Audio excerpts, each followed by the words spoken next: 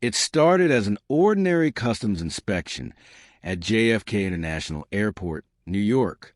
On a humid afternoon in June 2024, a young woman approached the immigration desk after a long flight from Madrid. She was calm, polite, and soft-spoken. Her name was Elena Marin. She handed over her passport. The officer flipped it open and frowned. The cover looked legitimate maroon with gold lettering, embossed coat of arms. It read, "The Republic of Torenza." The officer blinked. He had processed travelers from 190 countries in his 15 years on the job, but Torenza was not one of them. "Where are you from, ma'am?" She smiled faintly. "Torenza. The capital is Verdun." The officer typed it into a system. Nothing came up. No database matches. No ISO code. No flight path records from the supposed nation. "Ma'am," he said carefully, "could you confirm the country code?" "It's TRZ," she replied without hesitation. "South coast near the Adriatic." The officer looked up. "You mean Croatia?" She shook her head. "No, Torenza, east of that." He called a supervisor. Within minutes, Homeland Security agents arrived. Her passport scanned perfectly holograms, barcodes, chip data, all valid. Even her U.S. visa passed electronic verification. But the problem was simple. Torenza didn't exist.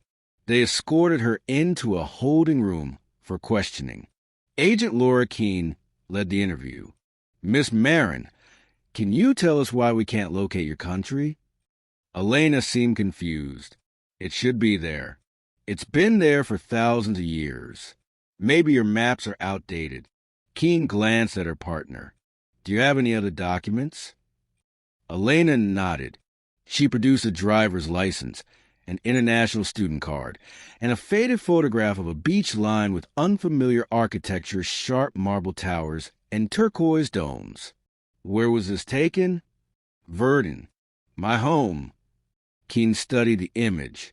The coastline looked Mediterranean, but none of the landmarks matched satellite records. When asked where she was traveling, Elena answered simply, "Home. I miss my connection." "Home?" Keene asked. "Back to Torenza?" "Yes," Elena said softly, "but I can't find on the board." 2 hours passed. Airport staff checked every global registry. No country. No history. Yet her flight ticket, issued by Iberia, listed her destination as Verdun International Airport, Vianen, complete with coordinates. The problem: those coordinates pointed to open ocean. At 6:42 p.m., the customs system glitched. Every monitor flashed white. The word TOR appeared on all screens before flickering back. A tech officer cursed and rebooted the terminal. When he looked up, Elena was gone. The security cameras had gone dark for exactly 7 seconds. When they came back, the room was empty.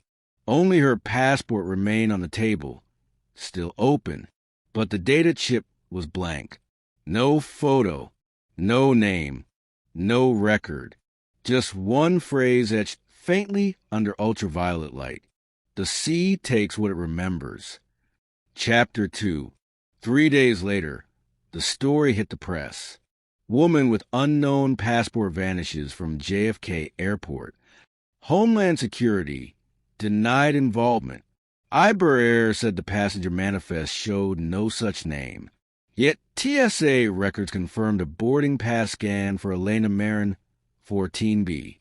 Then the pilot of Iberia Flight 709 called in. He remembered her, said she sat by the window, quiet, clutching her passport through turbulence. After landing in New York, she was one of the first to disembark. He also recalled something odd, a strange blue light outside the plane as they crossed the Atlantic. He thought it was lightning, until he realized it moved beneath the water.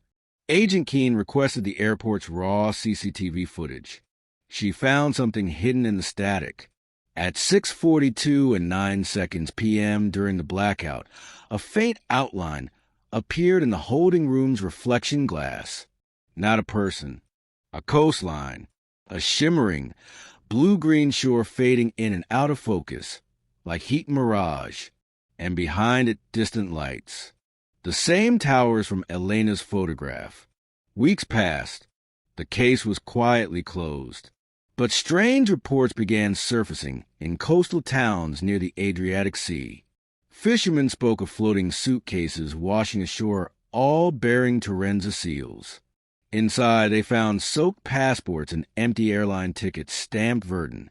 When European agencies investigated, the water samples inside the luggage showed something impossible. A salinity signature not from the Mediterranean, but from deep Atlantic trench levels. How could something travel thousands of miles underwater without damage?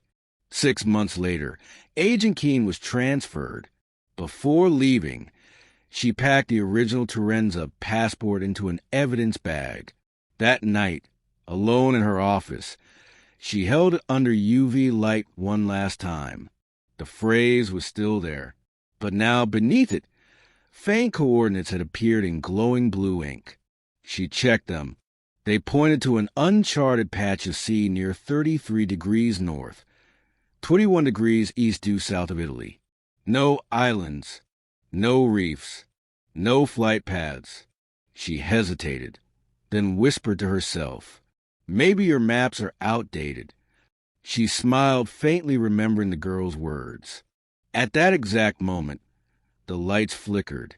The monitors glowed white, and on one of them, a weather satellite feed glitched, showing a brief outline of land where there shouldn't be any, a shape resembling a coastline. A caption flickered beneath it, "Verdun Live." The screen went black.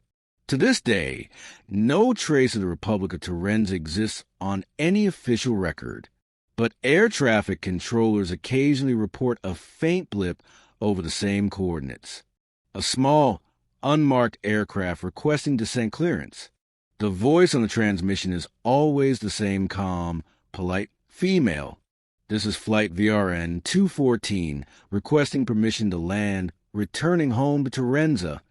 And each time, the radar blip vanishes before they can respond.